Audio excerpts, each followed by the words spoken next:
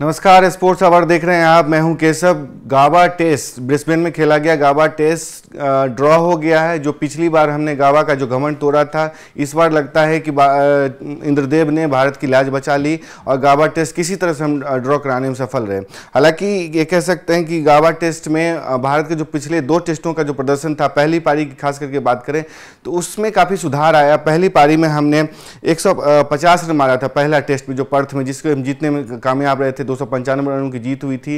लेकिन दूसरे टेस्ट में हम 180 रन, जो पहली पारी थी पिंक बॉल टेस्ट में, उसमें हम एडिलेड में 180 रन पर ऑल आउट हुए थे। लेकिन तीसरे टेस्ट में थोड़ा प्रदर्शन में सुधार हुआ। 260 रन हम की पारी खेली पूरी टीम ने मिला करके। हालांकि इस टेस्ट की पहली पारी में भी भारत का खासा हाल था।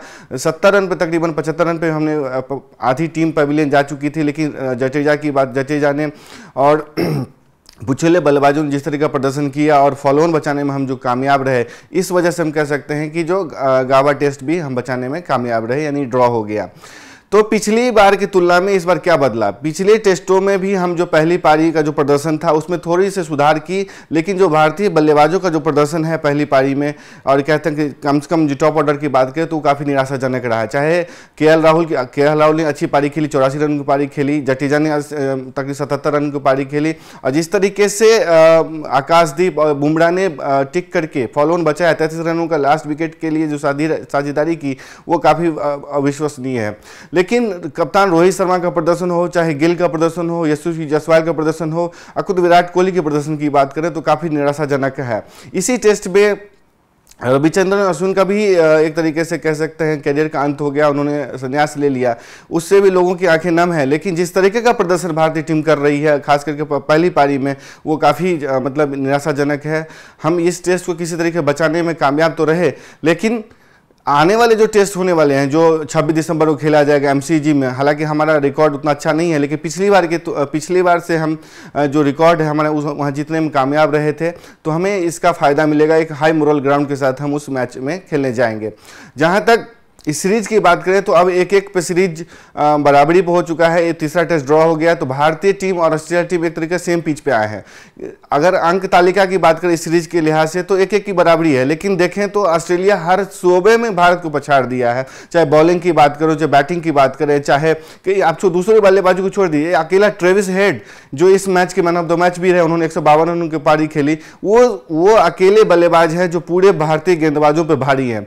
उनसे वो एकमात्र ऐसे बल्लेबाज जिसको भारतीय टीम उनका कहते हैं कि काट नहीं ढूंढ पा रही है, और ट्रेविस हेड को हेडेक बनते जा रहे हैं। हालांकि ये खबर आ रही है कि वो अगले टेस्ट में नहीं खेल सकते, उनको जो तबीयत कुछ नासाज है उनकी, अगर वो नहीं खेलते तो भारतीय टीम थोड़ी राहत की सांस ले सकती है। लेकिन जिस तरीके का प्रदर्शन भारतीय बल्लेबाजों का, वो साफ लगता है कि मेलबर्न क्रिकेट ग्राउंड में भारतीय टीम के ऊपर काफ़ी दबाव होगा, क्योंकि जो जिस तरीके का प्रदर्शन तीनों मैचों में ऑस्ट्रेलिया का रहा है, एक तरीके से उभरने में जो कामयाब रहे, वो पर्थ टेस्ट की पहली पारी में जो उनका डेबैकल हुआ था, तो उससे जो उभर कर उन्होंने जो बाउंस बैक किया, भारतीय टीम को एक तरह पीछे धकेल दिया पूरी सीरीज में, वो काफ़ी परेशान करने वाला होगा। कप्तान रोहित शर्मा भले कह रहे हैं कि हमने अच्छा प्रदर्शन नहीं किया है, लेकिन उनका जो फॉर्म है वो काफ़ी टीम को परेशान कर रहा है, क्योंकि जिस तरीके से वो आउट हो रहे हैं वो काफ़ी दुखद है। क्योंकि उनका जो पैर हिल रहे हैं, नहीं वो क्या कहते हैं बल्ले गेंद से उनका कुछ संपर्क हो रहा है। इससे साफ दिखाता है कि उनका कॉन्फिडेंस की कमी है और उनमें फॉर्म की भी कमी है। फॉर्म तभी आता है जब उनको कॉन्फिडेंस तो बल्लेबाजी करे। पूरी टीम की जो हालत है वो साफ बताता है कि ऑस्ट्रेलिया के गेंदबाजों की काट पूरी टीम के पास नहीं है।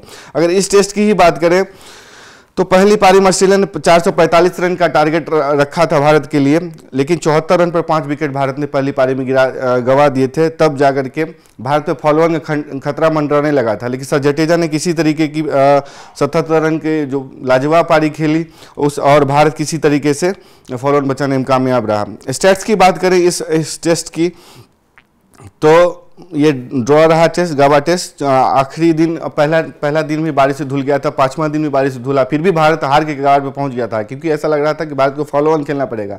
ऑस्ट्रेलिया ने फॉलो ऑन की पूरी कोशिश की, लेकिन जिस तरीके से बुमराह ने एक तरीके से कह सकते हैं जो स्टुअर्ट ब्रॉड के खिलाफ 35 रन जोड़े थे, वो रिकॉर्ड की याद दिला दी और उन्होंने एक तो लाजवाब पारी खेल करके फॉलो ऑन को बचा लिया।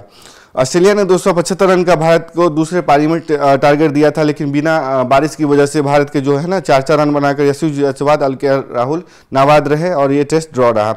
ऑस्ट्रेलिया की पारी में 7 विकेट गिरे थे। ऑस्ट्रेलिया के भी 7 विकेट 89 रन पर गिर गए थे, लेकिन इसके बाद पैट कमिंस ये पारी, दूसरी पारी की बात कह रहा हूँ, 89 रन पे गिर गए थे, लेकिन पैट कमिंस ने चला के दिखाई कि ऑल आउट होने से बेहतर है कि आप पारी घोषित कर दो। और इस टेस्ट की बात करें तो एक तरीके से हम दूसरे टेस्टों की तुलना में इस टेस्ट में काफ़ी प्रदर्शन में सुधार हुआ। लेकिन अगर भारत ने पहली पारी का जो डिबेकल तीनों टेस्टों में हमने देखा है, अगर उसमें अगले टेस्ट में नहीं सुधार करते, इस टेस्ट में तो इंद्रदेव ने बचा लिया कि बारिश हो गई और क्या कहते हैं बॉलर्स ने बचा लिया, लेकिन अगले टेस्ट में अगर आपने क्या कहते हैं अच्छी पारी बल्लेबाजी नहीं की, आप फॉर्म में नहीं आए, तो भारत के लिए मुश्किल होने वाली है। और हम देखिए ना, अंक तालिका की ही बात करें तो डब्ल्यू टेस्ट चैंपियनशिप में भारत के लिए काफ़ी मुश्किल होने वाली है, क्योंकि ऑस्ट्रेलिया के पास 7 मैच हैं और उनको कम से कम 3 मैच जीतने हैं। भारत अगर दोनों मैच हार जाता है, एक भी मैच हारता है, तो भारत के लिए मुश्किल हो जाएगा। डब्ल्यू टेस्ट चैंपियनशिप की तालिका की बात करें तो आज के डेट में साउथ अफ्रीका नंबर 1 पे पहुंच गया है। 10 मैच में 6 जीते हैं, 3 हारे हैं और 1 ड्रॉ करवाए हैं। इस तरीके से उनका 76 है और पीटीसी जो है उनका 63.33 है, तो इस पीटीसी 63 के साथ वो पहले पायदान पे हैं। ऑस्ट्रेलिया 15 मैच में 9 जीत के साथ और 4 हार के साथ पीटीसी 58.89 के साथ दूसरे स्थान पे है। भारत तीसरे स्थान पर खिसक गया है। 17 मैच में 9 जीते हैं, 6 हारे हैं और 2 ड्रॉ हुई है। 55.88 के अंक पीटीसी अंक के साथ भारत तीसरा स्थान पर खिसक गया। और जिस तरह का प्रदर्शन है, अगर अगले टेस्ट में भी अगर जीत नहीं मिले, दोनों टेस्ट भारत को जीतना होगा, अगर नहीं जीतते हैं तो फाइनल के दौर से बाहर ही समझिए। ऐसे में हमारा पूरा जो दारोमदार होगा, जो टॉप ऑर्डर पर होगा, अगर वो अच्छा प्रदर्शन करते हैं तो ही भारत के लिए, क्योंकि एमसीजी का रिकॉर्ड देखें तो जिस तरीके से पिच में बदलाव हुआ 5-7 साल पहले, उसके बाद यहाँ पे टॉस का कोई फैक्टर नहीं रह गया, क्योंकि 6 मैच हुए हैं इस ग्राउंड पे पिच में बदलाव के बाद से, तो 3 में टॉस जीतने वाली टीम जो बल्लेबाजी कर रही थी पहले, उसकी भी जीत हुई है और पहले 3 मैच में बॉलिंग करने वाले की भी जीत हुई है, तो टॉस कोई फैक्टर नहीं रह गया। हालांकि इस पिच पे बॉलर्स को भी, तेज गेंदबाजों को काफ़ी मदद मिलता है, लेकिन भारत के लिए एक राहत की बात है, क्योंकि ये सपाट विकेट माना जाता है और यहाँ पे बैटिंग भी काफ़ी रन स्कोर खड़े किए जा सकते हैं। तो भारत का जो मध्यक्रम है, टॉप ऑर्डर है, जो बल्लेबाज हैं, अगर सपाट विकेट मिलता है तो उनको काफ़ी मदद मिलता है और वो अच्छी बल्लेबाजी कर सकते हैं। तो अगर वो लंबे स्कोर खड़े करते हैं तो बॉलर बुमराह जो फॉर्म में थे, इन्होंने ऑस्ट्रेलिया में 10 टेस्ट में 50 टेस्ट विकेट का जो एक रिकॉर्ड कायम किया है, कपिल देव को 1 विकेट से पीछे छोड़ने में वो बस 1 कदम दूर है, तो उनके लिए भी काफ़ी राहत की बात होगी। अगर ऑस्ट्रेलिया को लंबे टारगेट खड़े करते हैं, ज़्यादा रन हम स्कोर खड़ा करते हैं और ऑस्ट्रेलिया को हम कम सस्ते में आउट करके दबाव बनाते हैं, तो हमारे लिए एमसीजी जीतना आसान हो जाएगा। लेकिन इसके लिए बल्लेबाजों को करना होगा, क्योंकि पिछला सीजन भी हम जीत चुके थे, एक हाई मनोबल के साथ जाएंगे और चूंकि सीरीज का बराबरी पे है 1-1 पे, तो भारत के लिए वहाँ खोने के लिए कुछ नहीं होगा। तो वहाँ पे अगर बेहतर प्रदर्शन बल्लेबाज करते हैं तो ही हम एमसीजी जीत सकते हैं। ऐसे में कप्तान रोहित शर्मा, विराट कोहली से पूरी उम्मीद होगी कि वो अच्छा प्रदर्शन करें और फॉर्म में वापस लौटें, नहीं तो भारत के लिए WTC का जो दौर है वो काफ़ी मुश्किल हो जाएगा। दर्शकों को क्या लगता है कि आर अश्विन के जाने से टीम पर क्या प्रभाव पड़ेगा? क्या उन्होंने जडेजा की टीम में एंट्री की वजह से ही संन्यास लिया? क्या विराट कोहली या रोहित शर्मा अगले टेस्ट में फॉर्म में वापस आ सकेंगे? क्योंकि रोहित शर्मा का फॉर्म लग नहीं रहा है कि वापस आएंगे, क्योंकि स्किल की कमी दिख रही है और विकेट और गेंद का जो संपर्क है, विकेट और पैर का जो संपर्क है वो देख सकते हैं हम, और जिस तरीके उनके पैर और बैट के बीच में गैप है वो भी साफ दिख सकता है। तो काफ़ी लूप होल्स हैं उनकी बल्लेबाजी में, इस वजह से उनका फॉर्म खराब चल रहा है। आपको क्या लगता है कि रोहित शर्मा और विराट कोहली का प्रदर्शन अगले मैच में क्या होगा? भारत क्या जीत सकता है? अगर जीत सकता है तो कितने रनों के भारत को पहली पारी में बाहर खड़ा करना पड़ेगा? आपको जो भी लगता है कमेंट बॉक्स आपके लिए खुला हुआ है, कमेंट करके बताएं। धन्यवाद।